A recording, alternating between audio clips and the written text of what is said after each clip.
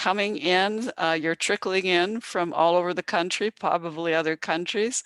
Welcome to our fourth in the third series of CCC webinars, free webinars on this one is on immigration interpreting in a remote world, understanding immigration interpretation then and now. As you can see, it's Tamber Hilton, who actually was one of a team of webinar presenters a while back for us. She is amazing. I'll talk more about her in a minute. As you come in, and there's already hundreds of you, you'll see a poll now, and you can feel free to fill it in. The first question is where you're coming from. Where are you now? And the second question is, where do you interpret often? And feel free to fill in as many choices for that one as you wish. I want to thank you for attending. This is actually probably the most requested topic for webinar that CCC has ever had. We feel like we've picked the perfect presenter. I want to remind you that if you want to send a question for Q&A to the presenter for the Q&A time, the question and answer time, please use the Q&A function. If you just want to say hi and chat or let us know where you're from or anything else, if you would use the chat function, but unless you change the default settings, they will only go to us, the panelists. So you want to change the default to adjust it to all panelists and participants. Now, obviously, there is a lot to remote interpreting in general. In immigration interpreting, there are a few twists and turns because not a lot of it is remote.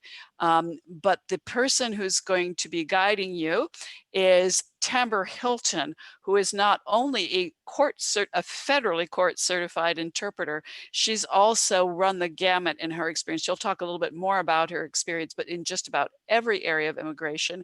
And she's working on completing a law degree and very specialized in immigration law. So you're in excellent hands. We suggest that you use gallery view if you want to see me when I come back, but I'm about to leave you and I will be monitoring the question and answer, the Q&A. We will have a 90-minute webinar this time. Normally, all our webinars so far in this free webinar series have been 60 minutes.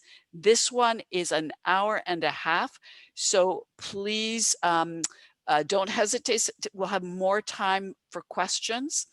I'm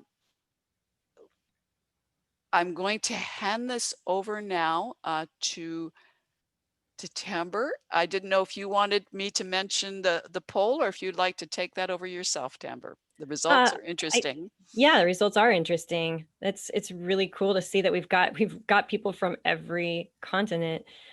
People are still voting, so I'll just give it another maybe 10 seconds as people are taking a look at that. But we've got, as we might expect, a majority of people from the United States, but we also have representation from Europe, Canada, Asia, Africa, 3 people in Africa, 5 in the Middle East, Latin America.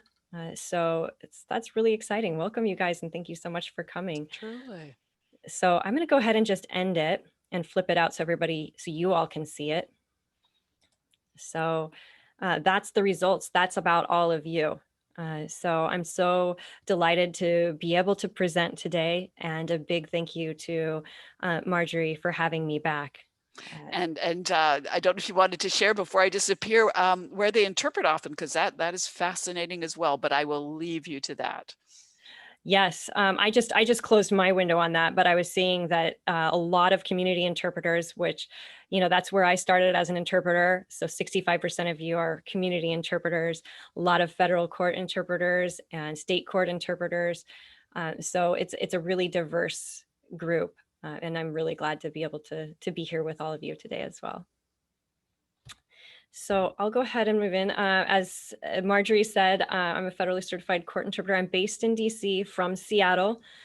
So I got West Coast proud, but I love it here on the East Coast as well. I have a background in refugee resettlement, and protection, which is how I got interested in immigration interpreting to begin with. And so it's been an interesting journey as both an interpreter and a practitioner, kind of taking on and off those hats over the years. And Tamber, not Yeah. to interrupt you, I just wasn't sure if you're aware that the poll is still showing, and I Yes, couldn't on get my rid of it screen. for you. Yeah, Thank you. I had closed it, but I think that it came back somehow. But I will close it. So there's off my screen now, right? Yes, it is. Okay. It's off now. Thank you. Okay, thank you. All right. So we just did that. And so what we're going to talk about today, I'm going to divide this webinar into a bit about in court and out of court. So within the immigration world, we have our DHS agencies, Department of Homeland Security, who have a lot to do with immigration, particularly one of DHS's daughter agencies, U.S. Citizenship and Immigration Services, or USCIS. And then I'm not going to talk a lot about Immigration and Customs Enforcement and Custom and Border Patrol, CBP, but I did want to say the acronyms at least once because I will say the acronyms constantly throughout. So I wanted to kind of expand those for you. So I'll talk a little bit about what it's like to interpret there. And what role those agencies play in immigration. And then I'll talk about the Executive Office for Immigration Review, which is better known as Immigration Court, or EOIR. And throughout this, because the theme of this webinar series is our remote context, our remote world, I will talk about some of the changes that have taken place for the work that interpreters do in those agencies since the pandemic. So let's talk about what is this Department of Homeland Security. So this is one of the youngest agencies in the US government. It was formed after 9/11. The idea being that one of the great failures of 9/11 was a lack of coordination between intelligence agencies. So the solution that was ideated was this sort of behemoth umbrella organization that brought several different agencies under one roof. And that has been controversial in some ways, successful in others. But overall, it is what it is today. And it's only about 17 years old. And one thing that's important to understand about it is that it is an executive agency. So you can see my infographic here that I created with the White House at the top and the US Department of Homeland Security. And then I've pulled out the 3 immigration related agencies underneath the Department of Homeland Security. But there are other agencies, like we have FEMA, the Federal Emergency Management Agency, Secret Service, Transportation, the guys that check you at the airport, Transportation Security Agency, Coast Guard. It surprises me every time I realize that, like, the Coast Guard has been an agency, has been a branch of the military without a home for years. It's been part of the Department of Treasury. It's been all over the place, and now it is part of the Department of Homeland Security. So that is why it is so interesting how big this agency is. But for our purposes, we will be focusing just on the immigration aspect of it. What I want you to take away from this slide in particular is that, as we know, there are 3 branches of government in the US, executive, legislative, and judiciary. And this is an executive agency. So it does fall under the control of the president. The president appoints the head of the Department of Homeland Security. So it is part of the political branch, one of the political branches, the executive. So moving on from there, I want to talk about what USCIS is. And I've written here affirmative filings. What that means is that, generally speaking, immigration cases that go to USCIS are cases where people are not in removal proceedings already. I'm going to tell you that there are exceptions, because some people have dual track cases where they have a case with USCIS and a case in immigration court, and those 2 cases may interact. But generally speaking, if you're filing with USCIS, you're not in removal proceedings. You're not facing deportation. So you are asking affirmatively, as opposed to defensively, for an immigration benefit. The types of cases that USCIS processes are vast. You have your family-based petitions, you have your labor petitions, a few different kinds of labor petitions that I've put on the slide for you here, H-1B, I-140. These are processed by USCIS. I think most people know about the family-based ones where if you apply for a green card through marriage or through a child or a parent, that's usually going to go through USCIS. Naturalization, of course, USCIS. An interesting one that often ends up kind of being processed in many different places at once is special immigrant juvenile status, which is for young people under the age of 21 that have been abandoned or neglected by one or both parents. And if they are here in the US, they can apply for this status. And it's interesting because they often will be in immigration court proceedings to start with. They'll have come over the border alone and they end up being placed in removal proceedings. So this is one of those exceptions, right, that I talked about. So they'll be placed in removal proceedings at the same time that they're in deportation proceedings in immigration court. They will file for special immigrant juvenile status. They start in state court, so they have to do something that's entirely out of the immigration system. So they'll start in state court, in family court, and get a custody order, take that to USCIS, get that adjudicated, and then they have to come back to immigration court and get that case, their removal proceedings, terminated. So that one I find especially interesting because of all the jurisdictions that have, or all of the different agencies or courts that have jurisdiction over those SIJS cases. And on top of that, because they are children, they might also have an asylum claim at the same time. So in the case of children, you may actually be in removal proceedings in immigration court, but still get to file affirmatively for asylum with USCIS. So that's one thing that I'm gonna highlight again here, the difference between affirmative and defensive asylum, because a lot of people they get into the immigration interpreting world and aren't quite aware that there are two tracks for asylum. And one is called affirmative, which is the kind when you're usually not in removal proceedings unless you are a child. And you come to the US and you're like, I came here, I got across the border legally somehow, maybe on a tourist visa, but I know that I need asylum. So I'm going to go and apply affirmatively for asylum before I'm in removal proceedings. And that's an affirmative filing. It may also happen that they're here in the US as students or something else, and then their country changes. And so they have a changed circumstances issue, and then they apply for asylum. The other one, which most people I think are much more familiar with, is the immigration court defensive asylum, where you are in removal proceedings, but you say, wait, I have a defense to removal. I am removable. I am illegally here in the US, but I have a defense. And that's the defensive asylum. So that's kind of the difference here. Like we talk about asylum at USCIS, and we'll talk about asylum in immigration court, but we do distinguish them with this terminology of affirmative versus defensive. Another thing that USCIS does is they will have asylum officers doing the credible fear or reasonable fear interviews at the border. And so one thing to know about that is these are two different things. So when you're interpreting this, you have to realize that you have to interpret credible fear and reasonable fear differently because they are different thresholds. Credible fear is for someone who's never been removed from the US, and reasonable fear is for someone who's been removed.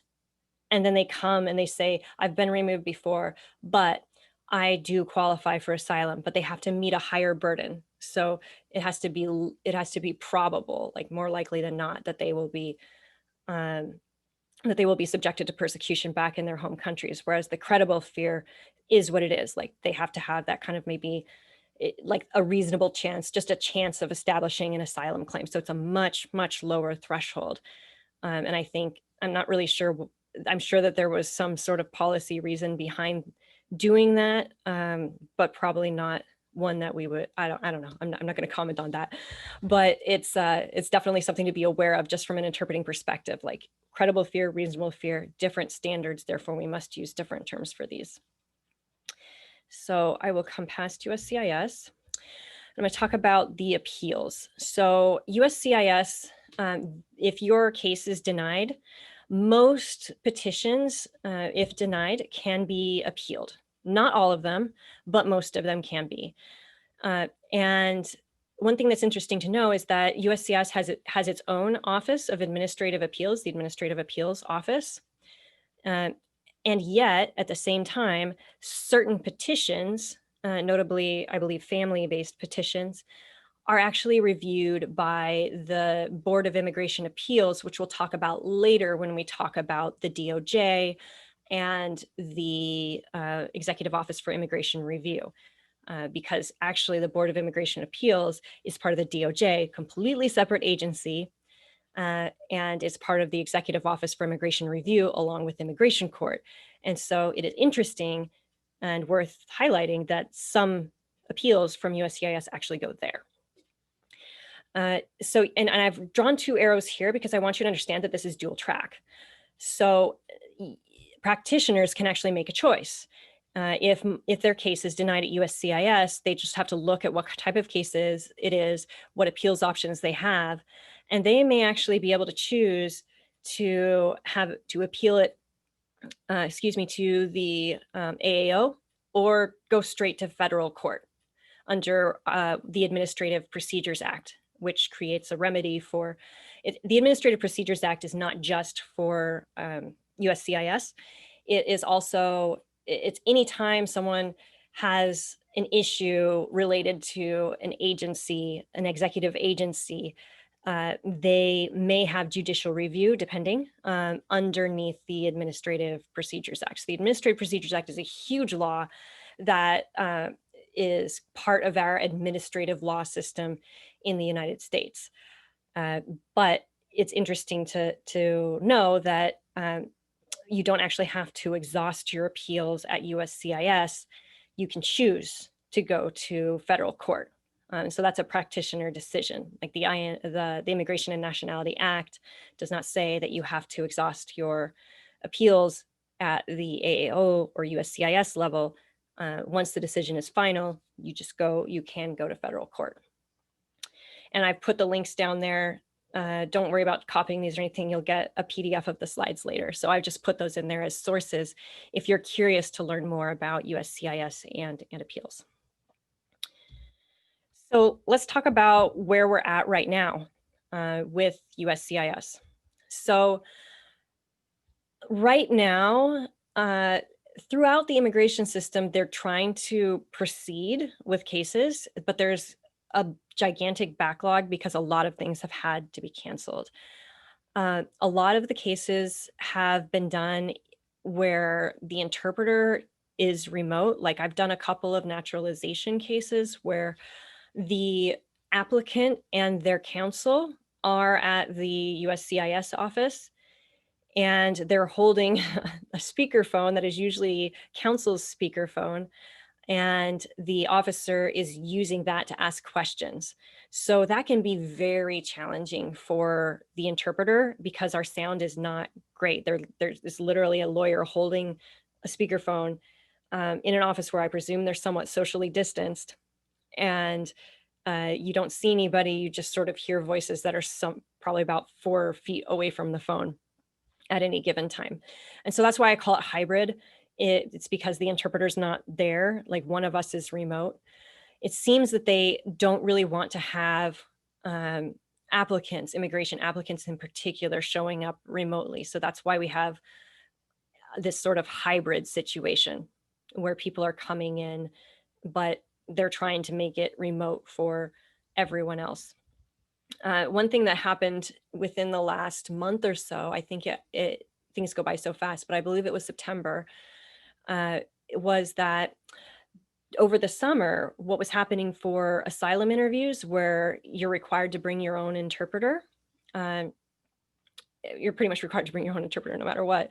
But for asylum interviews, you would bring an interpreter and everybody would sit in the same office. This is pre-pandemic. Everybody would sit in the same office, counsel, applicant, and the USCIS officer and their computer, and the USCIS officer does the interview. There's an interpreter that is a contractor usually Lionbridge or something like that, on the phone, and that interpreter is the check interpreter. So that interpreter listens to the interpretation and tells the USCIS officer if something goes wrong. They can also be a really valuable resource for the interpreter themselves. So I always make sure when I go in, I'm like, good morning, Mr. Interpreter. Thank you so much for being here. Let me know if anything happens, and I appreciate your support. So it's actually good to kind of establish a rapport with that interpreter. And that's normal times. So that what happened shortly after the pandemic was they started setting it up where everybody would be in their own separate office space. So I went to one of these interviews, and there was an office for the USCIS officer, there was an office for me, there was an office for counsel, and there was an office for the applicant and his family. So we were in 4 different offices. So that takes a lot of space, which is why they've had to cancel, I think, a lot of cases. And then we were all linked by video on Microsoft Teams on an iPad. And then for audio, there was a conference call. And so the check interpreter, which still was a thing, was on the phone on the conference line. So if something didn't go right there, they were just on the same conference line as everyone else, and they would just say something, right? Now what has happened is they have just put an end to bringing your own in-person interpreter to an asylum interview.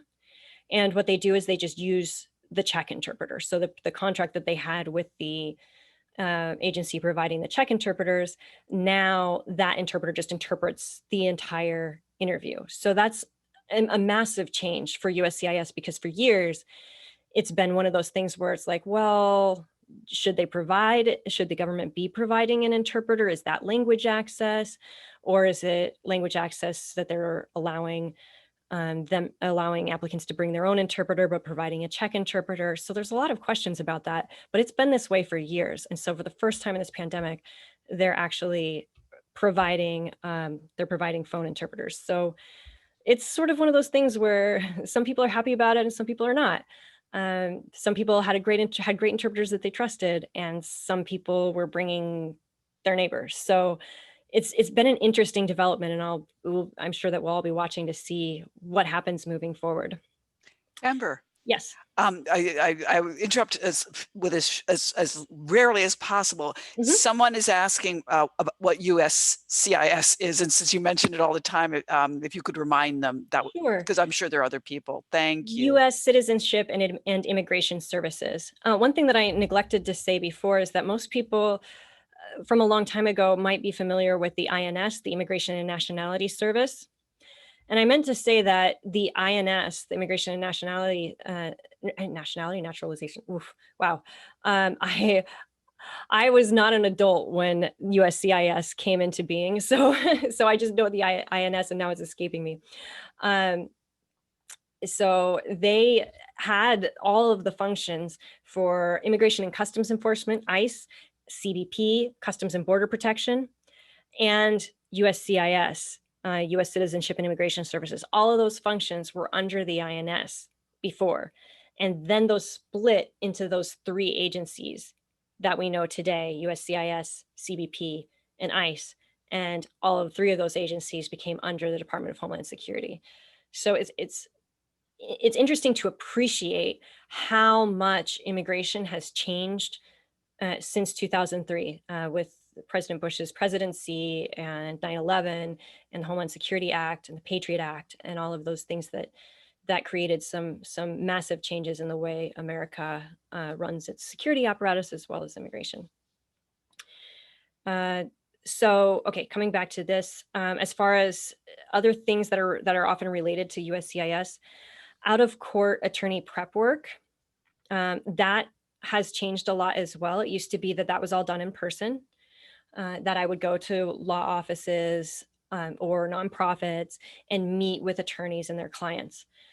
This is the one area that really has gone remote. Like other things, not so much, especially when I start talking about EOIR, it's just like that has not really effectively gone remote. But the attorneys are in my region anyway, in the DC, Maryland, Virginia, we call it affectionately the DMV. they have started to, they've really gotten on board with doing things remote, using Zoom, using WhatsApp. And the one thing that I would really say about this, as interpreters particularly, is that we need to be prepared to help them find technological solutions. It's not necessarily, um, it's not obviously our role, and it's not, it would actually probably behoove them to figure it out. But the thing is, if we want things done in a way that we know we can provide good interpretation, that we're going to get good sound, that we're going to get a video feed that will help us interpret more accurately, I have found that it works best to take that burden onto myself, learn how to use the technology, and then be prepared to teach it and share it. And so I find myself teaching in the community a lot, teaching providers, teaching when I'm on meetings, helping the people I'm interpreting for, the LEPs or clients, helping them understand the technology, making accommodations. Like, for example, a lot of people have Chromebooks, and because of the way the schools are doing things right now. So all of a sudden they have Chromebooks, and maybe they even have a mobile hotspot at home to access internet, these are great things. Chromebooks, in my experience, produce abysmal sound if not connected to a headset. So it just isn't, by way of an example of a solution provided, is that we muted ourselves on Chromebook. We muted ourselves on the Zoom. We could see each other perfectly, but then we established a conference call on our cell phones. So I got my audio over a cell phone. I have a headset that works with my cell phone. So I actually have pretty good sound both in and out of my cell phone, so that I can interpret accurately, I can hear accurately, I'm hands-free, and everybody feels well served. One thing that I like to emphasize when it comes to remote interpreting is that we try to get everybody in the same space, whether it's virtual space or physical space. We can't really do physical space necessarily now unless you have a giant conference room where everybody can be 6 feet apart. But it's best to not try and do kind of a remote thing where the lawyer and his client are in the conference room, but you're virtual. So it's best to try and have everybody in a virtual space together from an interpreting perspective, or to be present in a socially distanced, safe way. So these are all things that I think interpreters need to consider as they're looking at changes, looking at their technology, looking at their ability to handle it, teach it, be conversant in it, so that when the time comes, when people come to you and say, hey, we need to do this appointment, you can give them some options that meet them where they are. So that's kind of what I wanted to say as far as the out of court side of this. And then USCIS, of course, just to recap, is kind of doing things in this sort of unfortunate little hybrid way, where some people are present and some people are not. Okay, so let's talk about the Executive Office for Immigration Review, or EOIR. So EOIR, I just want to say this again, it doesn't just encompass the immigration court, it also encompasses the appeals body, the BIA, or Board of Immigration Appeals. I'll say this again. But when I say EOIR, it's that part of the DOJ writ large. So again, I have this graphic where I show you that it is part of the executive. So you have the White House appoints the Attorney General, the U.S. Attorney General, which then controls the Executive Office for Immigration Review. And so what's interesting about this arrangement is that it gives, because the Executive Office for Immigration Review is very much part of the Department of Justice, it is very much under the control of the Attorney General. And therefore, the president has a lot of ability to kind of influence what happens there. So that's just a feature of this court that makes it very different from other courts. And I'll talk about its relationship to the federal judiciary in a moment. But I want to really draw this out, that in the case of EOIR, it is not the same as a state court, is not the same as a federal court. It is in a completely different branch of government. Because again, if we think back to our 3 branches, executive, legislative, and judiciary, The the judiciary that we normally think of, the federal court system, not the state courts, they're not part of the federal, the tripartite government in the federal government sense. They have their own. But if we think about the federal courts, they're in one branch. And then we have this court. We think of a court, has judges and everything, but it is part of the executive. So that is what I wanted to say about that as far as its basic structure. And again, I want to point out that it is still separate from the Department of Homeland Security and the daughter agencies that we're familiar with, which is Immigration and Customs Enforcement and Customs and Border Protection. So just to kind of give you an idea, because I think I also didn't say this earlier, is that the difference between CBP and ICE is that in general, ICE is meant to be enforcing immigration laws in the interior of the United States. So if you think about a raid on a packing plant, that's ICE, right? And Customs and Border Protection is meant to be doing border security. So when you think about apprehensions at the border, that's CBP. CBP, though, has the authority to operate and do checks, set up checkpoints, and sometimes even search transportation and things like that, up to 100 miles from the border, any land or sea border. And so if you think about that, that covers a lot of gigantic US cities, US coastal cities, or US cities in coastal states. So CBP actually comes quite a ways into the interior. So the functions of CBP and ICE sometimes overlap. And when people are apprehended at the border, their case or may be bounced back and forth. Like they'll start in CBP detention, then they'll go to ICE detention. But all along, they'll kind of have interactions with both agencies at the same time. It's confusing, and it would take a long time to kind of figure it out and map it out for you, but just it's worth understanding that these two agencies have separate mandates, but also work very closely together. And then the U.S. Citizenship and Immigration Services also cooperates with them. For example, when someone comes to the border and says, I am afraid and can't go back to my country, and a credible fear or reasonable fear interview needs to be conducted, that's going to be USCIS calling in. So that was always remote. In most cases, if not all, a USCIS officer would be on the phone with an interpreter, and the person would be in a room on a speakerphone answering questions for that interview at the border while they're still in maybe even CBP or ICE detention, depending. Okay.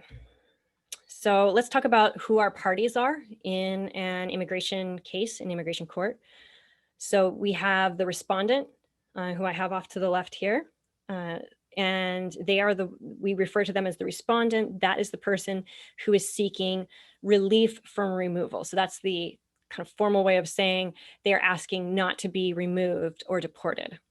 We use the word removed because in the 90s, there was a change in the law. Previously, the term was deportation, and there was a change in 1996 with a law called EOIR, Immigration Reform Responsibility, something like that, EOIR.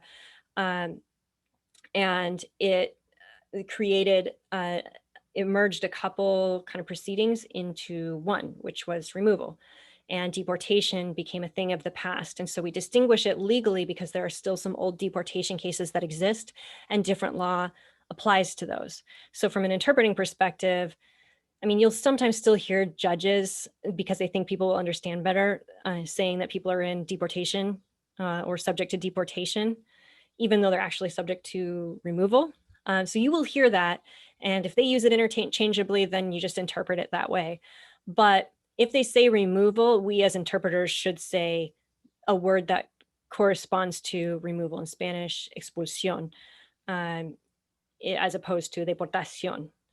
So we do distinguish those because they are different. We have the judge, which is a judge in immigration court is appointed in like a competitive application process. So just like any other job in the federal government, the vacancy becomes open.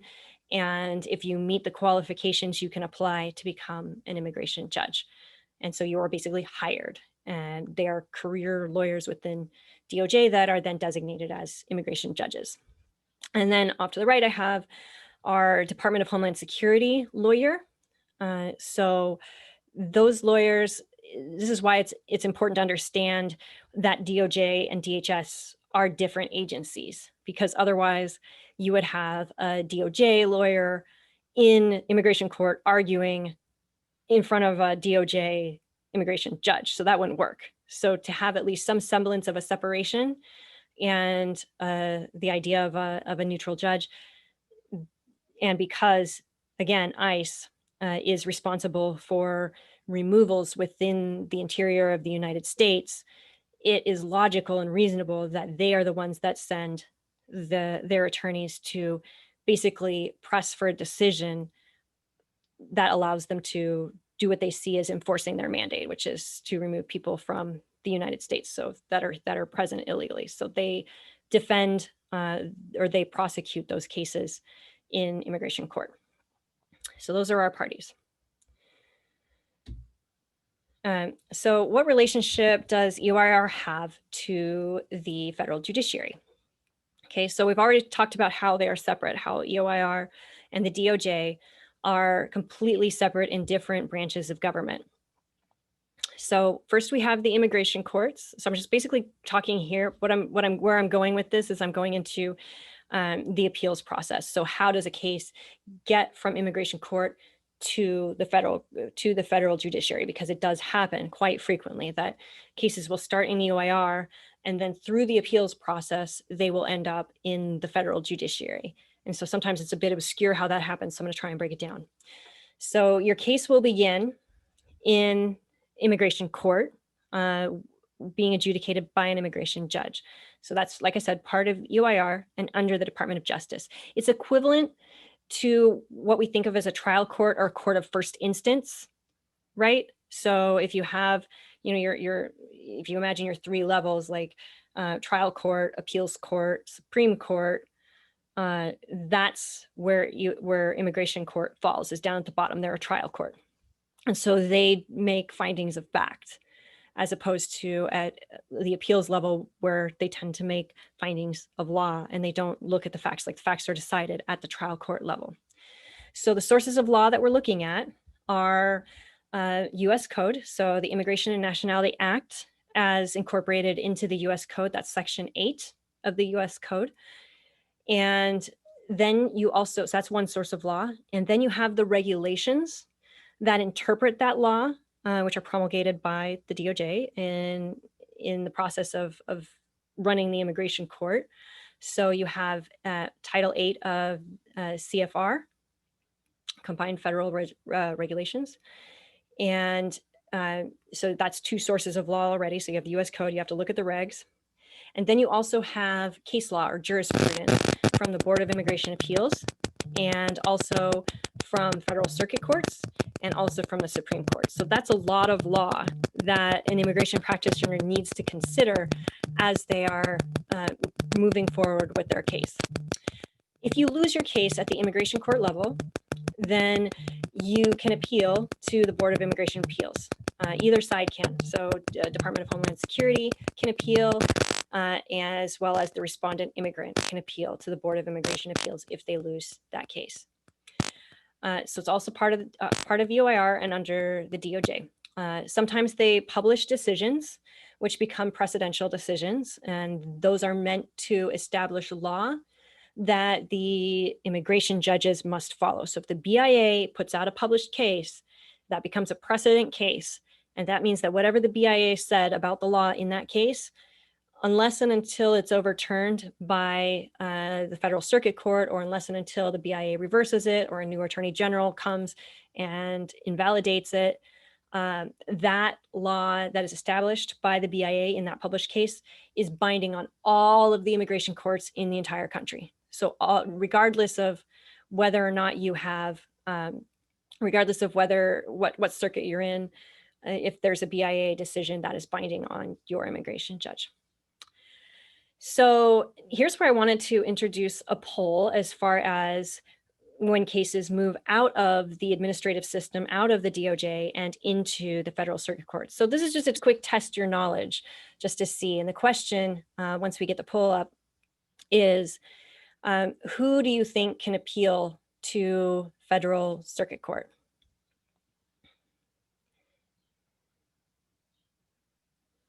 I don't know if I just can't see the poll, or since we screen shared in kind of a unique way today. Tamber, we are experiencing some technical difficulties that we're working to resolve. The poll is showing to me. Can you see it? I can't, but if people are answering it, then it's fine. Yes. Right now we're showing, oh, I'm sorry, this is actually the poll, poll number 1. It's, actually, don't worry about Marjorie. It actually doesn't matter. It's just a kind of a fun quiz to see what people think. But because this was actually something that surprised me recently, because I continually learn about immigration law, and I'm continually finding little gaps in my knowledge because, as I've just described, it's incredibly complicated. So the actual reality is only the respondent immigrant can apply, can petition for appeal to the Federal Circuit Court. So if the Board of Immigration Appeals rejects the case, then the respondent immigrant can apply or request it, can submit an appeal to the federal court. But DHS cannot do that. So if the Board of Immigration Appeals grants the case for the respondent immigrant, that's curtains for the government's case. So they cannot appeal beyond that. And so in federal circuit court, what's interesting that you'll see is that totally different lawyers are prosecuting or are defending in that case. It's actually more of a defense because you're appealing against the DOJ's decisions. The DOJ has made a decision. That's the immigration judge representing the DOJ has made a decision and the BIA has upheld it. And then you go to federal court, you skip the trial court level completely. You do not go to a federal trial court, you go straight into the Court of Appeals. And there you will be met by AUSAs, so Assistant U.S. Attorneys from the Department of Justice, from the Office of Immigration Litigation, OIL. And so they will be defending the decision of the Department of Justice in the circuit court. And as far as law there, the circuit court will find decisions from the BIA persuasive and may actually by law need to defer to them in certain cases because of something that we call deference or Chevron deference. There's a couple different kinds of deference in administrative law. So administrative law gets very complex. But suffice it to say that basically there's a principle of law, sometimes referred to as Chevron deference, and then there are other types of deference, but mostly we talk about Chevron deference, that requires the federal courts to give a certain amount of leeway to the administrative agencies whose cases come before them. Like the administrative agencies were given authority by Congress to interpret the law if their interpretation of the law is a reasonable one, to put it simply, this is a simple way of putting it. If it's a reasonable one, a rational interpretation, then the judges at the Federal Circuit Court pretty much have to leave it alone. But not necessarily. So sometimes they can overrule it if they consider that it's not what Congress intended, that what the agency decided is not what Congress intended that agency to be doing with the law. And so the federal circuit courts will be looking at law just in their circuit. So there are 11 circuits in the US plus the DC circuit and the federal circuit, so 13 total, but the DC circuit and the federal circuit don't have anything to do with, well, they have some things to do with immigration, but they don't really hear cases coming from the immigration courts from EOIR in the same way. So mostly we're looking at the 11 geographical circuits.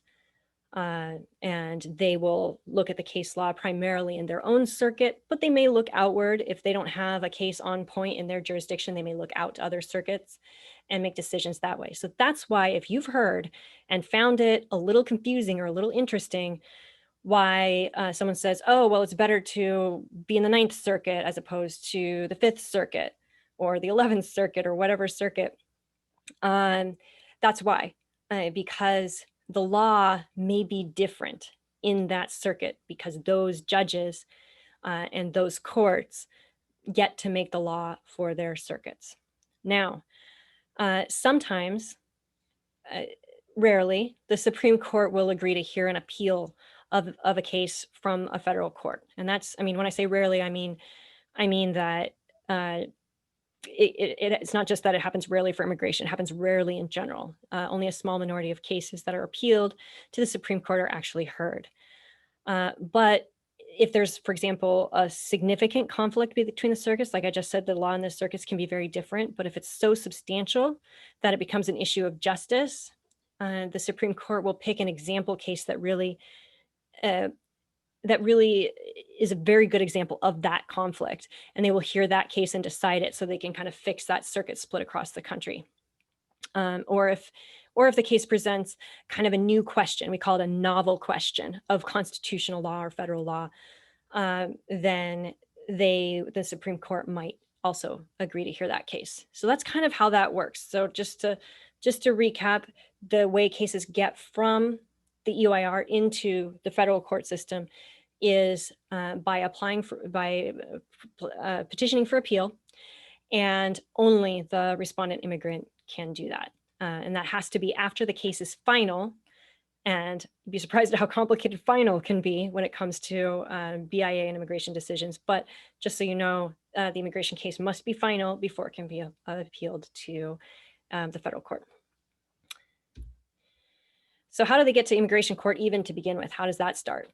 So we have to go back to our DHS agencies, and all three of those agencies, if they find that an immigrant is in the United States illegally without a proper remedy, they may issue a notice to appear that then vests jurisdiction in the immigration court, that creates the authority for the immigration court to make a decision about that case. So a notice to appear, and the reason why I bring this up is because a notice to appear is very much like a charging document. It's like an indictment. It's like information. It's a combination, subpoena or citation and charging document in one. So it both tells you have to go, you're being notified of the case, you're being told you must appear, and it's telling you at the same time what the charges are. So immigration charges. So that is how cases get initiated in immigration court. It's analogous to what happens in state and federal court, because you do have, an agency, the prosecutor, that brings charges, and that's how a case kind of begins in regular court. And so it's useful, I think, to compare that, but then also to recognize what the differences are, because that is your first notification that you have a case, is this notice to appear. So you're being told where and when to come, which charging document typically doesn't do. And you're also being told what the charges are. As with an indictment in criminal court, these documents must have form, and defects in the charges can result in problems with the jurisdiction of the immigration court, as we found out a couple years ago in a case called Pereira versus Sessions, where we found out that if there is a defect in the form according to the statute that says how cases get vested in the immigration court and how the notice to appear must be written, if there are defects, that can have effects on the immigration case. So Pereira versus Sessions was a really interesting one about cancellation of removal, if you're interested in that. So I put it down there so you can look it up later. And this is going to be probably pretty small on some of your screens, so don't worry, you'll get this as a handout. This is an example of a notice to appear. And when you get a chance to really look at it, I want you to notice that it is defective. So at the very bottom, it says on a date, so it says you must appear, you are ordered to appear before an immigration judge at the United States Department of Justice on a date to be set at a time to be set. And that is defective because the statute requires it to say when and where. And this one doesn't. So this kind of a notice to appear is very, very common, was very, very common. And it was challenged because it is defective in that case, Pereira versus Sessions. So a little piece of history right here for you that you will have. But you can also use it as an example to see what it actually looks like. Because a lot of immigration interpreters don't see one for months. They may never actually see one. They'll just hear it referred to. It'll be over there on the judge's desk and they never get to look at it. So this is what one looks like. So you'll get a copy of this. What are the most common charges on NTAs? And I wanted to show you this because a lot of people think that you end up in immigration court because you committed a crime. And that's not necessarily true. So yeah, I went to track at .syr.edu, that's Syracuse University in New York, and they do a really nice job of compiling immigration data. So you can find out anything you want just about statistics within the immigration court, nationalities, charges, grants and denials. You can find grant and denial rates by judges. So you can find out, you can look at it and be like, oh, wow, I'm appearing before a judge that has a 99% denial rate. That's really true. That does happen. Or I'm appearing before a judge that has a 70% grant rate. So it's interesting to look at that data because it reveals some of the disparities within the immigration system, some of the things that vary across judge and across court. Because you'll notice when you look at that you'll sometimes actually the judges, some whole courts have much lower grant rates than other ones. But with regard to this specifically, you can see that entry without inspection and some other immigration charge, like maybe an overstay or something else, these are often the reasons why people end up in immigration court, as opposed to 13.7%, which are criminal charges. One thing that you should know about this, though, is that often people do come to the attention of immigration via the criminal justice system, usually often some minor thing, but then they end up in immigration court. And the crime they committed may not be a crime that leads to removal, like we've heard the tale, like when people are, oh, I got pulled over for not wearing a bike helmet and then I ended up deported. Well, they didn't get deported for not wearing a bike helmet because that is not a deportable or removable offense. But they did end up within the gaze of the immigration system because they ended up in a justice system and they ended up in a court that probably cooperated with ICE, or a police system that probably cooperated with ICE, and then ended up in immigration court. But the only actual charge that could be brought against them was an immigration charge, because you can't get deported for small stuff like that. But you can come to the attention of immigration because of small stuff like that. So there may be criminal charges behind some of these non-criminal immigration charges, just to be aware of what those statistics truly reflect. But in general, people are not being deported because of criminal charges. Usually those are going to be people who are already in the US, probably with permanent residency or something like that, some legal status, and then they committed a crime that made them removable, that would effectively cancel out their status. And that's when you see these cases that are predicated or founded on criminal charges. So how do cases move through court? So we start with a master calendar hearing, which is kind of like an arraignment or a preliminary hearing. But in immigration court, we have to understand too that a master calendar hearing, although it is most often similar to a preliminary hearing or an arraignment where you get your charges read to you and your rights read to you, that's your first one. A master calendar hearing can also be where motions practice happens, where people make motions and get rulings, sometimes very quickly, often very quickly, because these dockets are quite long. They're usually, they may be 10 people, but they may also be 60 people. So often they're kind of like a court mill, basically. Like you just come in and out, the judge says the same things to everyone and then sets you a new date. But a lot of different things can happen at a master calendar hearing. There are other types of hearings that may come after that or in between master calendar hearings. You may have bond hearings if you're detained. So that's your chance to argue to the immigration judge why you should be released on bond. You may have a competency hearing if someone identifies that you may not be able to fully understand your immigration process. You may contest your removability to begin with. Like you may say, you think that the crime that I committed makes me removable, but it doesn't. And then you will go and you'll argue why. There will be testimony why, and both sides will make arguments and the judge will decide whether or not you are in fact removable and a case can proceed against you. So that one's actually the one that's most like a preliminary hearing or a probable cause hearing. And then after all of that, you will come to your individual merits hearing, sometimes years later. And that's like the trial. That's your immigration trial, where you have arguments, presentation of evidence, and then at the end, you can reserve appeal if you don't like the outcome. And you have 30 days for that to take that to the BIA. So that's the progress of cases through immigration court. Respondents do have rights in immigration court, many of the key constitutional rights, they do have a right to due process. And so they can present witnesses, they can question witnesses, they have the right to know what they're accused of, so they have to be informed on what basis, on what charges they're being, the proceedings are being brought against them. They do have a right to a qualified interpreter that is enshrined in the regulations and statute if they do not speak English. They do not, however, unlike in criminal cases, a lot of people argue that there's just as much at stake in an immigration case, but they don't have a right to a free government appointed attorney. So they don't have a right to a public defender.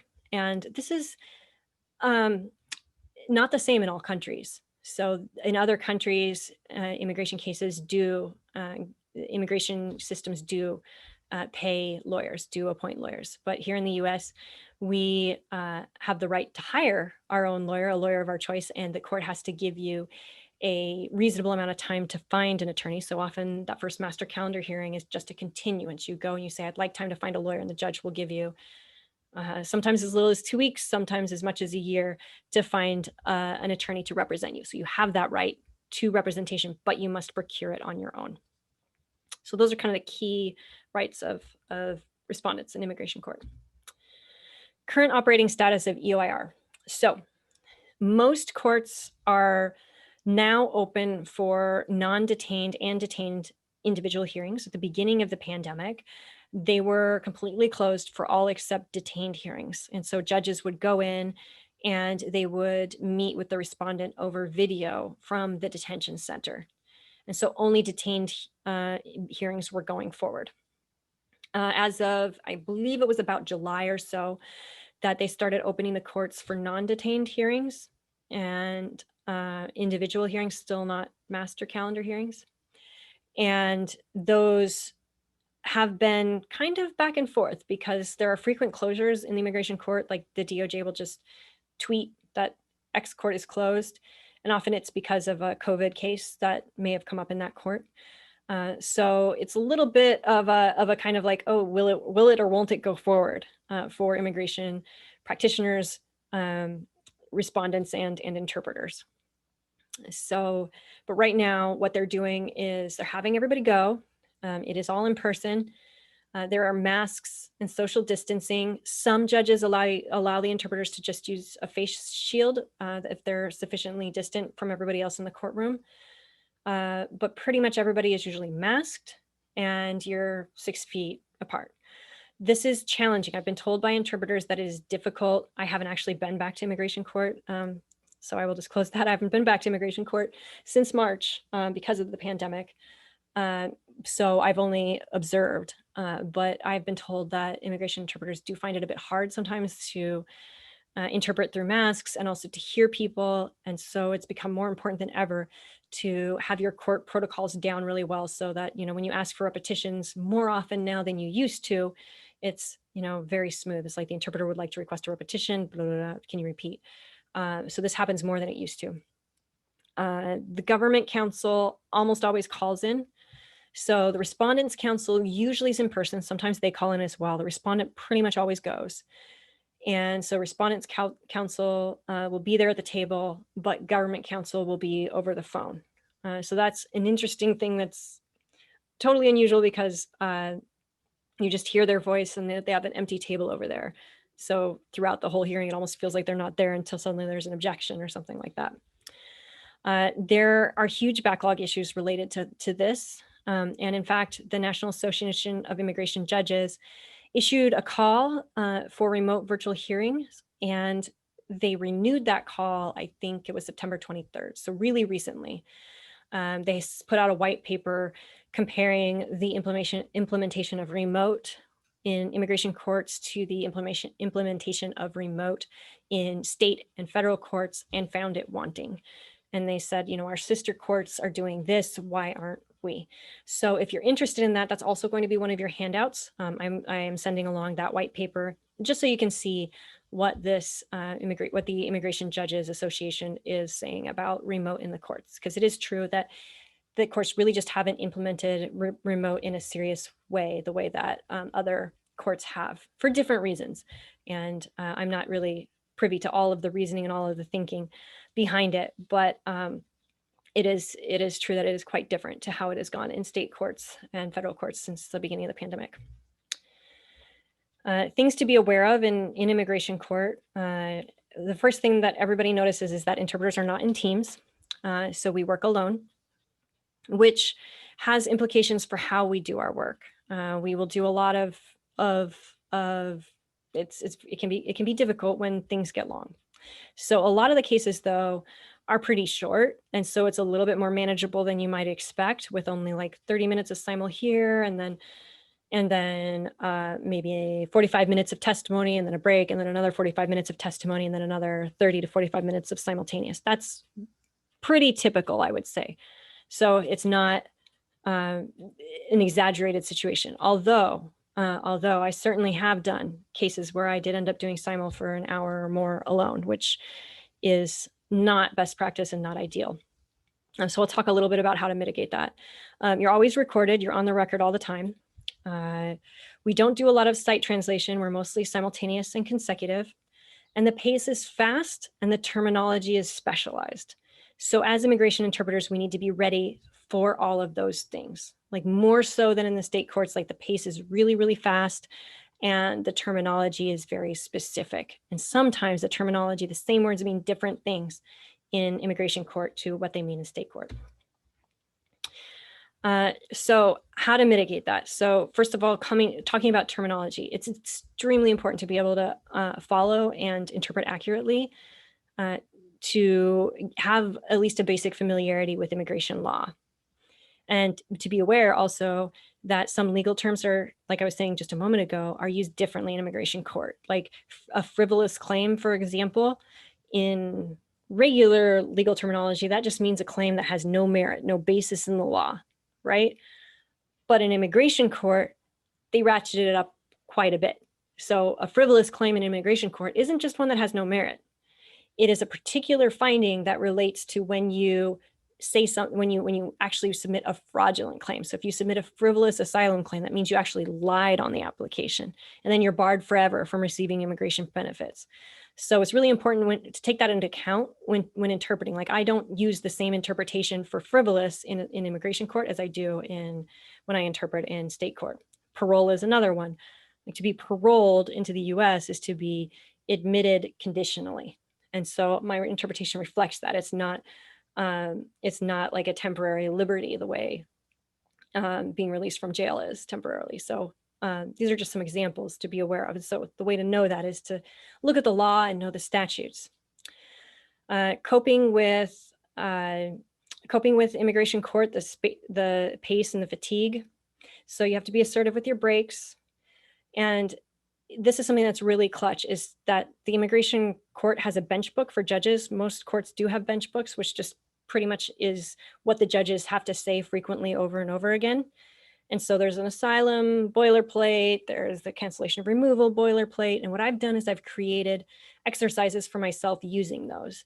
And one of the resources you'll get today in the next slide, actually, which I won't talk about a lot because it's mostly for you to have later, is where I've created some exercises, some examples of those exercises based on the bench book on my website, where you can go and just download them for free. It's just for you to use to give you an example of how to do it. And then I've curated the bench book as well, so that you can find quickly the ones that are going to be most useful to you in practicing to be ready. So when you're doing that really fast, really long simultaneous, the cognitive load is less because you've already basically memorized it. You know the terms, you know what you're hearing, so that you're ready to just interpret. And for me, I find that makes a big difference in the quality of my interpretation, my ability to handle longer stretches alone, and also just how fast it goes.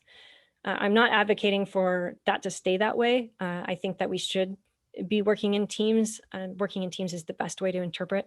But the fact is that it's not that way in immigration court, and somebody's got to do it, and you might as well do it really well. And so this is kind of how, like, we basically just have to do a lot of prep work and a lot of self-familiarization. I'm gonna skip the part about protocol. It's very similar, just a little stricter. These are your resources. And these are the books that I will recommend to you. Here's some links here that you can use. like I said, I have now curated this is where I got it from this guy. I think his first name is Matthew Hopbuck, and he actually was kind of tilting at windmills trying to get the immigration bench book used to be freely available on the DOJ website, but they took down the newest version a few years back, and he was using FOIA, Freedom of Information Act requests, to get it, and he was getting it back in pieces and posting it on his website. So I drew from that. And so, thanks forever to him. I follow him on Twitter too. He's very interesting for doing that. So thanks so much to him for doing that, because as interpreters, we can draw on that as a resource. There's a glossary here. And I also, again, really recommend this book, which is written for practitioners. It's written for lay people practically. It's not super lawyerly, but it goes through all the cases. And so when you hear a case, you'll know what it stands for. So I really like this book. If you're going to do an asylum case, you just flip open couple hours of reading and you're very familiar with asylum. So I highly recommend that. Why do this work? I'm not selling it to you, right? I'm like, it's hard, it's fast, you're alone. But it is sort of a proving ground. You will, if you work hard at it, your skills will improve dramatically and quickly, just in general, as far as being an interpreter. I find it rewarding. I find it interesting to be part of something that's very much part of the national conversation. I like to be privy to that. It's an interesting place to work, and I think that it is compelling work, and it's a strong public service work. To be there, to be a good interpreter in immigration court, to work hard, to be that voice it's very rewarding public service. So I encourage interpreters to go there because you will learn a lot. Your language skills will massively improve just because you will be exposed. Most languages have dialects from a lot of different regions, and you will be exposed to all of those dialects, all different socioeconomic levels. So I've learned a lot about Spanish across the Spanish-speaking world because I'm in immigration court. Hearing the way people talk about their homes, and when people talk about their homes, they use the words that they're familiar with. So you hear a lot of that. It can be daunting sometimes because you're like, just what does that even mean? But you also learn at the same time. So these are the reasons why I really like it, even though it can be challenging in many ways. But I really would encourage you to try it. It's a lot of fun. And you can try USCIS first. So it's a little bit of you can ease yourself in, get familiar with immigration in a less sort of pressured environment. And then if you like it, if it's right for you, then you can consider moving into immigration court. So now I can turn it over to Marjorie I can stop my share and we can start talking questions. These again are just links for sources that you'll get when you get the PDF. So should I stop my share, Marjorie? Sorry, just had to unmute myself. By all means, it's very nice to see there. It is so nice to see you live and full screen. There are, of course, a million questions. There always are. And you, I think, perhaps more than most. So let me not waste time. And first, I should mention that I may be asking questions that you've answered. I had such technical difficulties that I had to devise a way of shutting down the computer, which froze completely, and not close down the webinar. And the second poll disappeared. Some questions may have, but I unfortunately copied and pasted them and color-coded them into a Word file, so I got those back. But if I ask you something that you have answered during No worries. that would be the reason. There were several questions. There seems to be some confusion about needing to be court certified to interpret. I imagine you probably addressed this at some point, but I didn't actually. That's a really good question. So I'm glad that's the first one. So immigration court does not have a certification. There's no certification to work in immigration court. Immigration court, EOIR is always contracted with private companies to provide interpretation. So over the years, it's been Lionbridge, it's been Berlitz, it's been something else that I can't remember, and it's been SOCI, which currently has the contract, and their contract was recently renewed. So they will continue to hold the contract for the foreseeable future. And what they do is they vet and train the interpreters, and you will be subjected to, that makes it sound bad. I think it's really actually good. I think it's great. So not subjected to, you will have to undertake a testing process. So you'll be first screened for basic interpretation skills and language proficiency through an interpreting test. And then you go through training, which does a pretty decent job of familiarizing you with what happens in immigration court. So I do recommend, taking it seriously and going through it with commitment when you do it, because it is meant to take 3 weeks, and it's all online and self-directed. And if you take it seriously, you'll pass at the end, because it does have some great labs. Like, they actually give you practice materials that are realistic that you can work with to get ready for the final test, which is more difficult and faster paced than the initial screening test that they run you through just to see if you have the basic skills to be able to try it. But it is not a certification. So it is just the private agency, SOCI. They are the ones that are basically qualifying you. So you are a qualified interpreter. But it still does help to be court certified very much. And I highly encourage it for interpreters, because even though it's not required for you to be court certified to work in immigration court for SOCI, the act of becoming certified shows your dedication to the profession.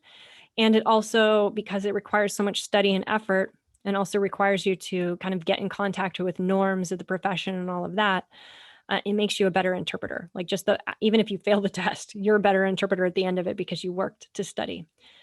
So I do encourage it, but there is no certification. You don't have to be certified to work there. Well, thank you, Tamber, because you just answered another question, which is, how do you become an immigration interpreter? So that was convenient. Yes, apply to the agency that has the contract, which is SOCI. which currently is SOCI.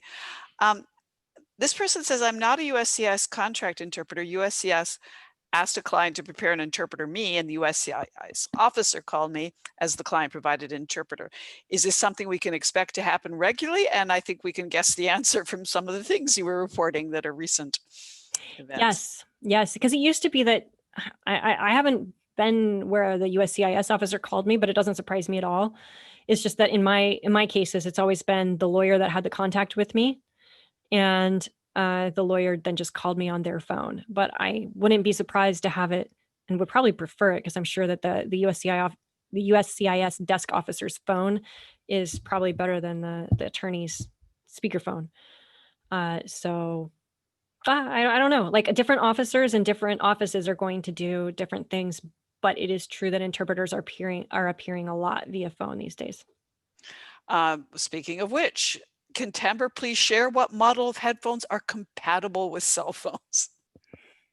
Okay, so it depends on what your connection is. So for an iPhone, huge pain, right?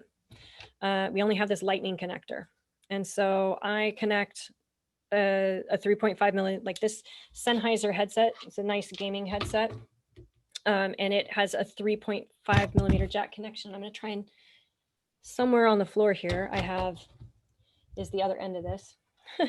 This is what a 3.5 millimeter jack is, if you're not familiar. And then I connect that to the adapter, and that goes into my iPhone. But Androids are a little bit easier, because they may have a 3.5 millimeter jack already, or they might have a USB-C, which I can also show you, which is this little guy. So they have this is the plug for some Androids, a lot of Androids actually. And so you can connect a headset that's a little more sophisticated to your phone using that USB-C connection.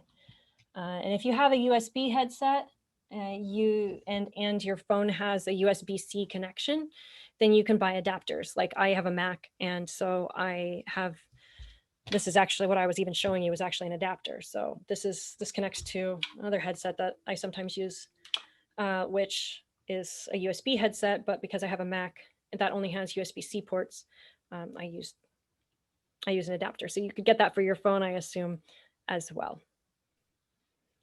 And we also, thank you, Tamara. I had questions, a few questions about your microphone. Okay. So right now what I'm using is what I use for presenting, which is a gooseneck microphone. And I started using these, and I told Marjorie I was going to do this, that one of the things that, again, about solutions, right? When we need to find people solutions, this applies more to kind of conference and webinars, that kind of work, than it applies necessarily to court. But one of the things that I've been doing is actually quoting in, sending presenters headsets, or not headsets, mics, these mics. Because any of you who are conference interpreters in this day and age with RSI, remote simultaneous interpreting, and you're wearing those headsets and you're hearing just a great variety of sound, and it's quite terrible. So what I'm trying to do now is actually send presenters, just quote that in. So it's like $35 for a gooseneck mic like this, and just send it with them. But that said, this particular one is a Junevo. This one, it's actually quite, you can't hear me as well right now. But it's actually quite cheap. I think this one was actually under $35. The one I truly recommend, and I'm going to put it in the chat, is not with me right now. It's in another space, but it's the Fifine gooseneck microphone. You can find it on Amazon. It fluctuates between $29.99 and $35. But that one is really, really good, and gives you an impressive quality sound for under $30. So if you're an interpreter on a budget and you actually prefer to have a separate mic headset, and you have a very quiet space, like you don't want this mic for different reasons, like you prefer this kind of thing, it's good enough. Like, it actually is good enough for interpreters, even though I generally kind of err on the side of spending more money for more reliability, perhaps long term. I'm not sure, as an interpreter. But the Fifine gooseneck, not the mini, but the big one, the gooseneck, the mini is not good. I bought that one too, and I didn't like it. But the big one that you'll see for about $30 on Amazon is a really, really good choice for presenters and for you. Okay, thank you. Now a nice short one. So is this test for immigration interpreting language neutral? It is not language neutral. And oh gosh, it's hard to choose. How do you cope with the emotional drain of interpreting for cases that is more likely than not to have a negative outcome for the respondents, and at such a high rate? That's a good question. And it's something that I struggled with a lot. I still struggle with it, but less over time. Because I actually, for the first 6 months or so, it was a constant stress ball for me to be in immigration court. Like, I just felt like my job was too important, and any little slip up could lead to somebody's life being incredibly changed for the negative. And it worried me a lot. And I spent, like, I was just like a ball of nerves every single day. But like with most things, therapy helps. And I had a therapist who was also a lawyer, and she told me, listen, it's not all on you. It's not all on you. There's a lot of other checks in the system. The attorney's there, the judge is there. It really isn't, it doesn't all weigh on you as the interpreter. And that helped me a lot. I'm not sure if that answers the question, because I think the question was just in general, how do you deal with the sadness of the cases? And I think that the most important thing is just to have kind of your own center, your own place of peace, and the people that support you. It's always important to have people around you that understand you and that listen to you. So I think that's really how to cope with it. But in my case, mine was a little bit more complicated, because I had this performance anxiety, as well as like really caring a lot about doing my proper, neutral interpreter job. I'm not biased one way or the other, but like just doing the correct job, like making sure that the questions are asked right and the answers are given correctly. I found that so anxiety inducing because of the stakes of the case and because of the frequent outcomes. But number one, knowing that it's not all on me. And number two, having people around me that supported me, other interpreters particularly, cultivate those professional connections, because you'll find that you're not alone. That is great advice, Tamara. I would just add to it, there's a lot more self-care, free resources and training out there on the internet. And self-care for interpreters is something that's good in every area of interpreting, and will certainly help you in this one. Here's a question. it's an interesting, for due process in immigration court, when you say right to a qualified interpreter, does that mean a court-provided professional interpreter? Yes, it does. Yes, it does. Yeah. So over the years, things have, I think, gotten a lot better in immigration court in terms of the skills of the interpreters who provide services there, and the vetting of those interpreters, the vetting and training of those interpreters. It's, a slow process, iterations over decades. But Marjorie, I just lost track of the question. For due process in immigration Oh, due court. process, qualified interpreter, yes. Yes, it does mean a professional, and it does mean a qualified interpreter. It doesn't particularly, if I recall, it doesn't really spell out what that means. It just says qualified interpreter. And that's been taken to mean that, someone that's court provided. You never see like family members and interpreting for individual cases. Every now and again, a judge will lean on a little bit for a rare language for a short hearing. I've seen them just say, oh, can you just tell her to come back at this time? And it's a decision that the judge makes. But generally speaking, it is a professional interpreter paid for by the court. Thank you. Another interesting one. In a remote interpretation context, a USCIS officer asked me to fax a copy of my ID for his file. I asked if I could send it to him by email. He said no. I suggested I could send a picture of it to the client's phone. The officer said no. So the question is, if I do not fax my ID, will my action have an impact on the final decision? Wow. Ooh, I mean, I would doubt it, but I don't know. I don't know the answer to that question. That's a good remote question, because you go to USCIS and they take everyone's ID. But that sounds awfully difficult to be like, you must fax it. Yes, I will fax this back to 1980 for you. And that's a lot of work. But yeah, I don't know the answer to your question, I'm afraid, but I would tend to think no. But you just never know with USCIS. You just don't know.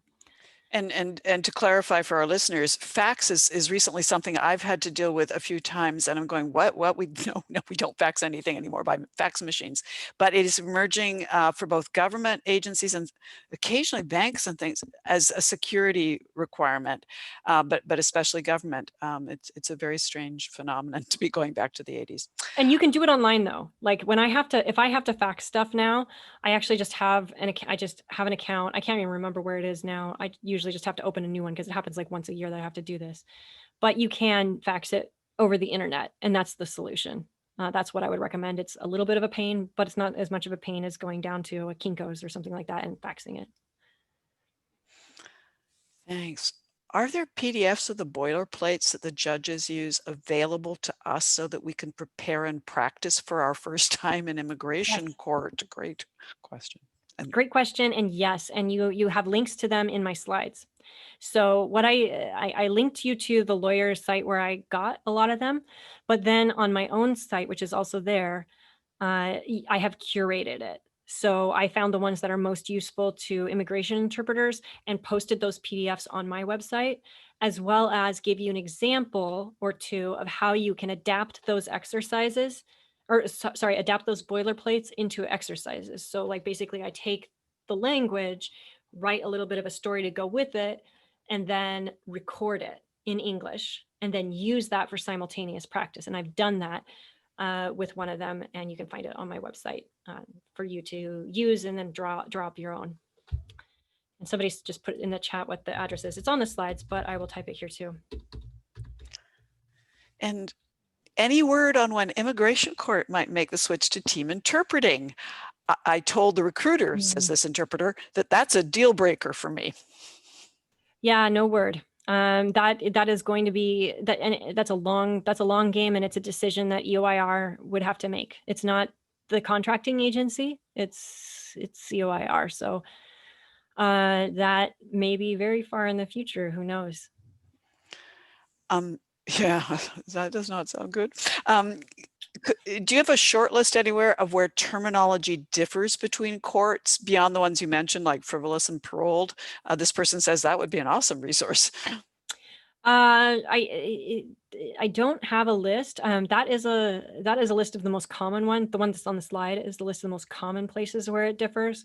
I haven't run into just an extreme amount of difference. So the lucky thing is that a lot of it is the same, but because those particular terms like parole and frivolous are so common, you would really want to make sure that you look in your language for words that reflect them. And we also don't refer to the government attorney as a prosecutor in where we're used to in the state courts, in regular courts, we're used to saying la fiscalía whenever they say government, and that basically just means prosecutor in Spanish, or the office of the prosecution.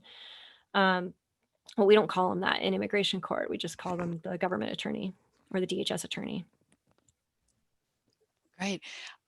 We're having a number of questions, or a few questions, not many, that relate to, getting into the field and suggestions for immigration agencies, and what do you mean by SOCI has the contract? So is it, first, you might want to explain how SOCI got that contract and what that means, but also, I mean, is this the only way that you can get on board, or are there other agencies that you can get work through? There's only one agency at any given time. So like just to kind of recap, UIR has pretty much always hired its interpreters through different private agencies. And it's a competitive bidding process like any government contract. And so what they do is at certain times, they open it for bids. And then language agencies will submit their proposals. And then the EOIR will select from those proposals, and that is the agency that will have the contract for however long, usually about 4 years or something like that. And then it can be renewed, or another agency might take over. So that's how we've gotten, Lionbridge, that's how we've got Berlitz, that's how we've got SOCI now. So SOCI is the current holder of that contract. They won the bid some years back, and like I said, it's recently been renewed. Yeah, there's no other, the only other way to work for immigration court would be as staff, or the immigration court does contract remote interpreters for often languages other than Spanish, or when an on-site interpreter isn't available or it's just not necessary for like really short hearings. So there are other agencies that have contracts to do the phone interpreting, like Lionbridge, like LSA, maybe even Language Line. I'm not entirely sure who. I know it's multiple companies that have contract for the phone interpreting. And obviously for attorneys who do immigration, when it's just the client and attorney, then it would be every way that you normally get work for attorneys, right? That's correct. To interpret for attorneys, I mean. To interpret for attorneys, yeah. So it might be through your local language agency. It might be through a large language agency. It might be through a nonprofit. Yeah, all kinds of ways that you end up interpreting for attorneys, for sure. But I recommend that you start with that, like before you jump into, immigration court, work with the attorneys, help you learn the law. If you have a law school in your area, I found it really, really helpful. Like before I really started interpreting in immigration court the second time around, like I've had 2 iterations of my interpreting career. But I was kind of out of practice for about 6 years. And so when I started up again, I just wasn't comfortable, wasn't ready. And I volunteered for Georgetown Law, which is incidentally where I go to school, but you don't actually have to be a student there to volunteer. So you can see if a local law clinic needs volunteers to help them interpret their immigration cases. You will learn so much, and the students, they're also learning at the same time, so they're happy to share their knowledge. Sounds like a fabulous idea, a win-win. Highly recommended that strategy. One last question. Generally speaking, are the judges unfriendly toward the interpreters? I haven't found that. I have not found that. Judges appreciate, in general, the interpreters. Sometimes they're busy and impatient, and I've heard stories. But in my personal experience, I've had great experiences overall with the immigration judges. I don't find them unfriendly. I only interpret in Arlington though, so. Yeah, and so in your experience, actually, so we do have to, I just want to ask this one last one because it's so quick. Who has the final decision or say, EOIR or federal court? Well, it depends on how far you go. So if you wait past the 30 days to appeal, you have a solid right of appeal. You have a solid right of appeal. You wait 30 days if you wait past the 30 days to appeal to the BIA, then you lose your right to appeal any further, and you're stuck with the decision of the immigration judge. There's also a period of time to apply for or to submit your appeal to federal court, and I want to say it's a similar time frame, but I also don't want to be wrong because it's not at the top of my head. But again, if you wait past that time frame, you won't be able to appeal to federal court either. But I guess you could say that the federal court has the final say, but often the federal court will simply remand the case, send the case back down. And then they'll just say, here, you did this wrong, fix this, and then it's good. And then it may get appealed again. So it kind of goes back and forth, but you could say that federal court kind of has the final say. There, I thought it was going to be a simple, quick answer. We are 1 minute past, so I want to thank you, Tamber, for a hugely informative presentation. And again, we had so many requests for this one, and I know that the recording will be well viewed as well as this live session. As always, I will stay on after we liberate you now, so that I can answer questions about anything from certificates to plans for other, et cetera, et cetera. But the bottom line is we will let you free now. You must be tired. That was a lot that you very, very generously shared with the whole audience. And we are deeply grateful to you, Tamber. And if we get any questions that we can't answer, we might punt them on to you. All right. Thanks. Thank you so much. Have a great day, everyone. And thank you for coming. Have a good luck to you all, and really good luck. Like, go out there and do the good work. Thank you, Tamber. To the rest of you, thank you for your patience, for the technical difficulties. And Tamber, you're free to go. I'm just going to apologize for losing the second poll and everything else.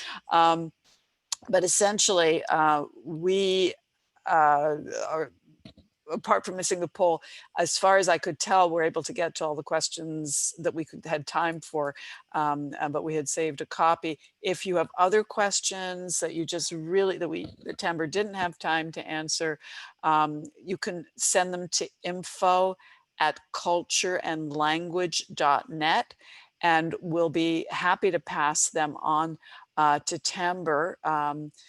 There were questions like, how do you prepare to become a legal interpreter in general, that I didn't pass on, but I'm happy to explain. Typically, if you want to interpret in courts, that's a different process than if you want to interpret outside the courts, although in all cases it's really good, as just as Tamber was saying, if you can go to basically your court system and try and get court certified, even if you're going to start interpreting for attorneys or school board hearings or other workers' compensation, other legal interpreting outside the court. It's very good to get training. It's very good to get court certified, and that process really starts in your state court, because federal is just Spanish, and the federal court certification is really too hard to start with. The state court ones are very hard indeed, but you learn so much about legal interpreting along the way, as Tamber was saying. Even if you don't pass, the pass rate is about 15%. It varies year to year, state court to state court. And there'll be at least a 2-day orientation, some states even 3 days. You'll in many cases be tested for language proficiency. You'll be given a huge compendium of legal terminology that you have to study and make sure you know how to interpret. There'll be a written exam. If you pass that, there'll be an oral exam of actual interpreting skills. It's very rigorous. If you pass that, most people don't on first try, it's second or third try. That's when you're court certified. And whether you interpret in court or out of court, that is the number one credential that can really, really help you.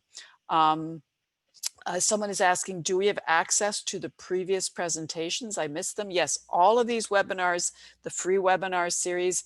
Andrew, you may have answered that question somewhere, but I think it would be helpful to put it in the chat again. The website where you can access all our past webinars. The link to this webinar, the PowerPoint, and the handouts that Tamber was referring to, you will receive tomorrow.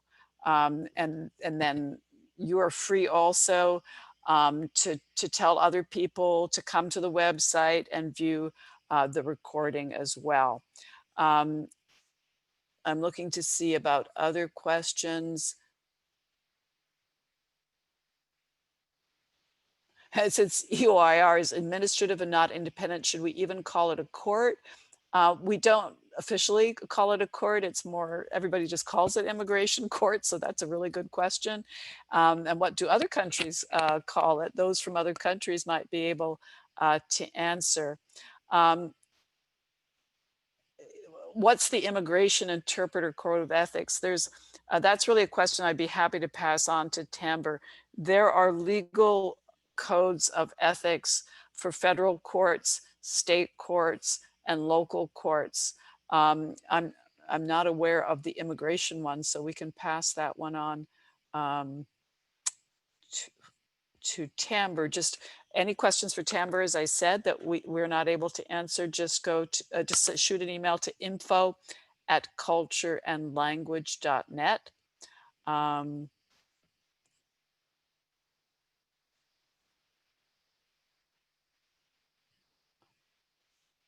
Oh, here's a good one. I don't know the answer to. Do you have to be a US citizen to work in immigration court? I don't believe so, but I could be very wrong about that.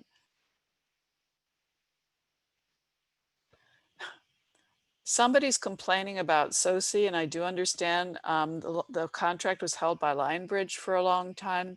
My understanding is that SOCI is improving from many perspectives, so including pay. So you might want to give them another shot. Someone posted information, though. I would ask you please not to discuss actual pay rates on this chat. They're legal. We could get in trouble legally if you do that. So if you would be kind enough to refrain, we'd appreciate that. Can we download PowerPoints from previous webinars?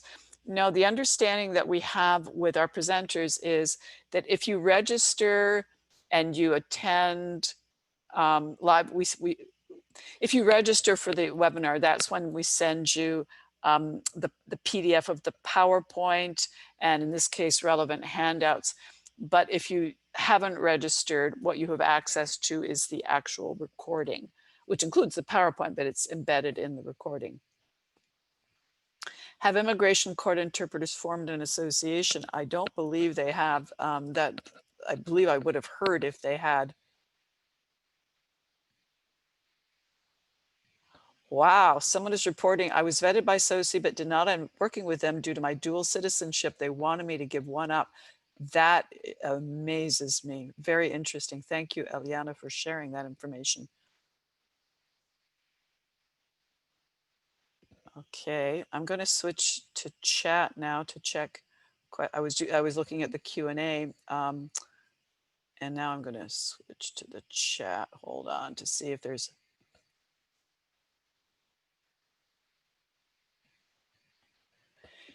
Armida, yeah, is suggesting that if immigration court interpreters formed an association or at least a national working group, that would be a good place to start addressing creating a code of ethics and standards of practice specific to immigration courts. And someone else is saying, well, at least there's a Facebook page. That would be a helpful start. Yes, SOCI provides a code of ethics. This is this is very common. When language companies are large and have large contracts, they themselves will typically have their own code of ethics. However, legal interpreting codes of ethics that are created by the courts, whether federal or state or any actual court, would trump any code of ethics created by a language company. Someone is asking, are we going to receive a diploma? It's not technically a diploma, it's a certificate, but tomorrow, about 24 hours after the end of the webinar, you get a link to the recording and a link also to download your certificate, but only for people who have attended live. So you can't just go to the recording or send your friend to the recording on our website. Certificates are only live, and thank you for clarifying that in the chat, Andrew. Many thanks. We will be sure to pass on all your compliments and thanks to Tamber. I honestly feel that she did deserve them. I see that Andrew has been busy posting the information as usual. Yeah, these are not questions I'm looking at now. These are all the thanks that we will be so thrilled to pass on to Tamber. Goodness gracious. All the panelists get and speakers get thanks, but I think Tamber is just taking the cake here. Look at this. I can't even see if there's any more questions because of all the thank yous. Oh man, here's a question that I just have to scream, and not at the person asking the question. It's a very sensible, intelligent question. What is the reason behind asking an applicant to bring their own interpreter to the USCIS if a qualified one is already monitoring? What is the benefit? That's the kind of question that costs me hair, because we have been asking that, Luciana, for years. At a national level, it makes no sense to us either. It puts a burden on asylum seekers because they're not allowed to work. I mean, they can't get a work permit, so they don't have an income, and they certainly don't have money, therefore, in most cases, unless they're wealthy, for an interpreter. And so typically there's this risk that they're going to bring in a friend or family member, someone who just isn't qualified. And then you have this mysterious, check interpreter, somebody who's checking the interpreter that the person brought in. Now, temporarily, USCIS is now providing the interpreter, so that's a sudden change. But why? And that's just for the pandemic, so supposedly that is temporary. But why would they do that in the first place? I guess the answer is we're looking to the government to be rational, and we probably shouldn't bring those expectations to the government of any country. I know that's not a very good answer. I'm just empathizing with the question.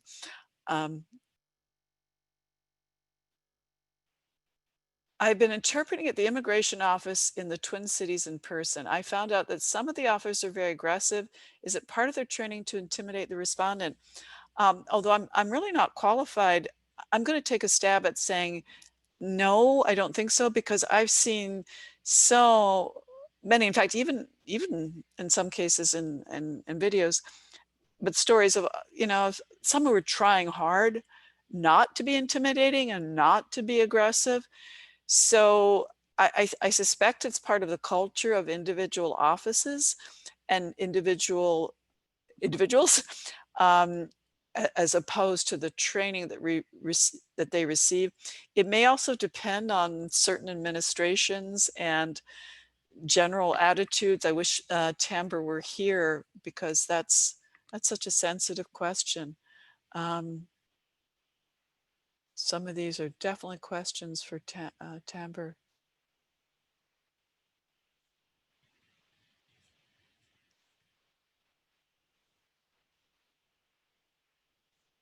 Someone's saying their Logitech 350 mic does have noise cancellation. Let's hear it for Logitech for providing very affordable headphones.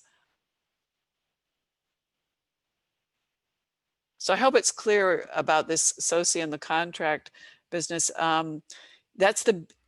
I don't think Tamara mentioned this. That immigration contract for interpreting is the largest civilian interpreting contract in the US. And that's really saying a lot. And so typically every 3 years, as she mentions, it goes up for bid. And it's a very big deal in the interpreting world. Who gets that contract? When Lionbridge lost the contract to SOCI, there was initially a lot of concern. And it's very rocky, when the contract has been with one company for years and years, and then it goes to another, which inevitably does sooner or later. So it creates a lot of upheaval in the field of immigration interpreting when that happens. But then things settle down, as they have been doing sooner or later. Oh, someone's saying, this is the only reason why I don't go to immigration court. I'm an immigrant and the emotional toll is too much for me. That is a very wise comment that behooves all of us to listen to. It's like you need to know where you can comfortably interpret and where you can't.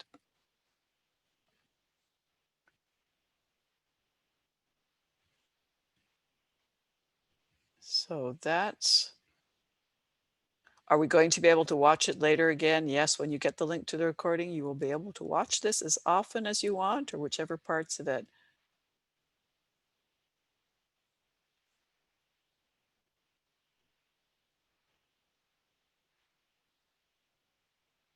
Oh, interesting. I was recently contacted someone who reports to interpret for a citizenship interview in downtown Los Angeles. And from comparing notes with colleagues, she says, it seems I need to show up in person, but be prepared to interpret via phone, in which case I would go to my car to protect confidentiality. I was told it's hit or miss, this interpreter says, depending on the officer as to whether the interpreter is allowed inside the office. Welcome to the pandemic. These are very strange times to be an interpreter of any kind, never mind for immigration in particular.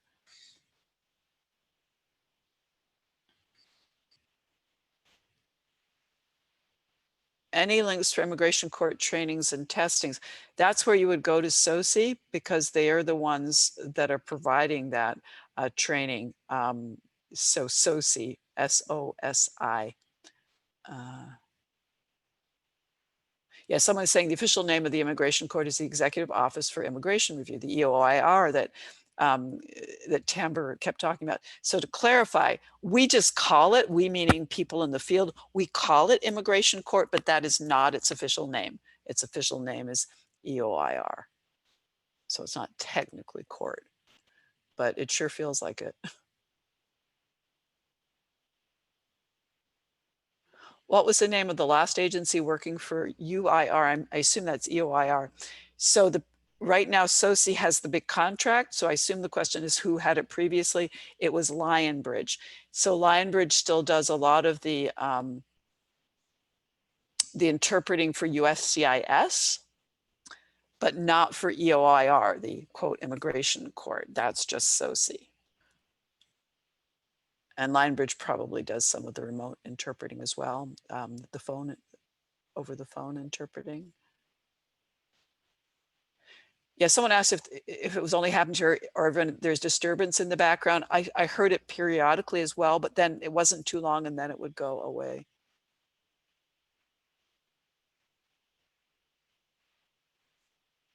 And more appreciation.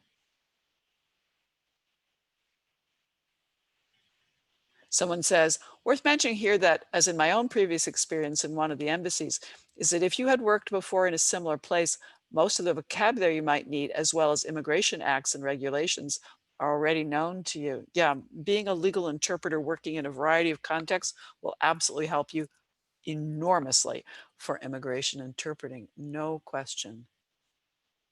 Okay, I think I've gone through the chat for questions. I think I've answered what we can here.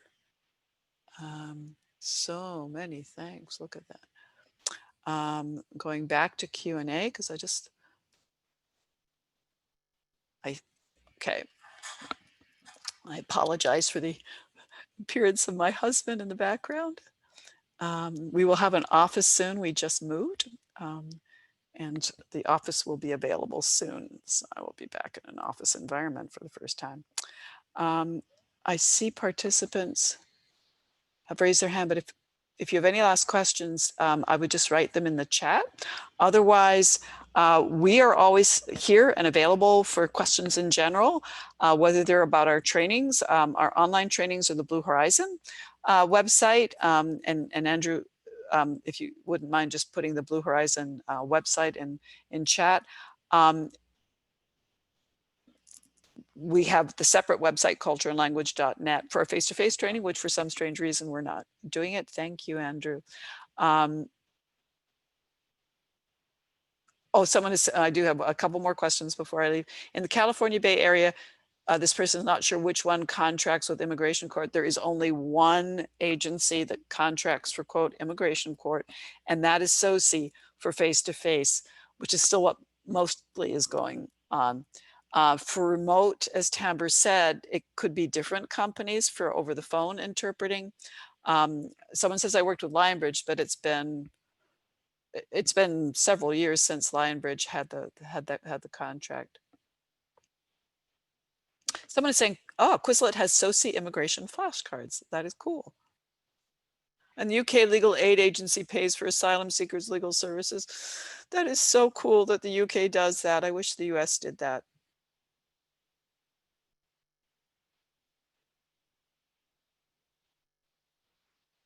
Someone says, I need your answer, Mrs. Marjorie. I was alive at PC, but I have no idea what that means. But you can feel free to contact us afterwards, because unfortunately I'm going to have to leave now. But I want to thank you again for your time, for attending, tell you that we're available for your questions. Shoot us an email at info@cultureandlanguage.net, and we look forward to seeing you again. Have a wonderful day, rest of your day, everyone, wherever you are and whatever country or state that you're in. Take care. Bye for now.